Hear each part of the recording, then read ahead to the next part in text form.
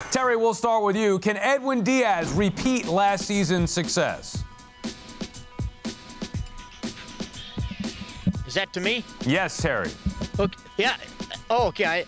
I was blacked out for a second here. I thought the sunshine we got down here. But no, you know what? Why not? Why can't he? You know, I will tell you, and I've talked to a lot of people about this. You know, I thought the way he was used last year was outstanding. You know, there were days he'd pitch in the 7th inning because that's when you had to win the game. And I will tell you one thing about closers. They live pitching on the edge.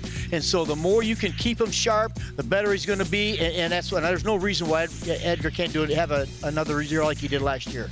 Terry, I totally agree with you. I feel like Edwin Diaz has superseded the normal, concern about relief pitchers, how they can be so up and down and so crazy, they fluctuate performance-wise from year to year. I feel like he is one of those upper echelon of relievers. I'm not saying he's Mariano Rivera, but he sure had a Mariano Rivera-like season last year, and I believe he can replicate it again this year. All right, Elise, which starting pitcher not named Max Scherzer or Justin Verlander will have the best season?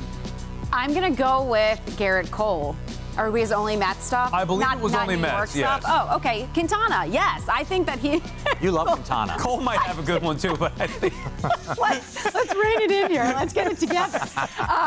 Yeah, I do. You like Quintana. I've talked about him before on the show. I think he was a big addition to this team. And actually, Buck Showalter mentioned it as well, like one of those under-the-radar-esque type signings in the offseason. So, yeah, I think to have a lefty to balance out that rotation, that's a big deal. 2 for 1 there. Quintana for the Mets, Garrett Cole for the Yankees. All right, and will Brett Beatty be on the Mets opening day roster? Wow, Sal, this is a lot of math because there are so many roster spots that are being filled up so quickly here. I do think there's a spot for him, maybe a little left field action for him as well, and I guess it'll depend on how Eduardo Escobar looks early, about how Beatty, plays into the third base equation. But I think there's room for him there. I think that he's proven all that he needs to prove at the minor league level, and now you have to start thinking about him having forced his way into the majors. And if they're not, it's going to be the watch all year long with Alvarez and Beatty until they do get into the big leagues. All right, Terry, last one.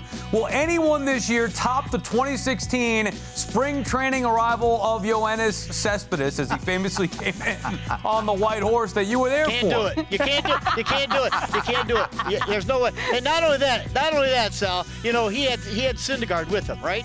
And see, because he picked Syndergaard because he was a Texan.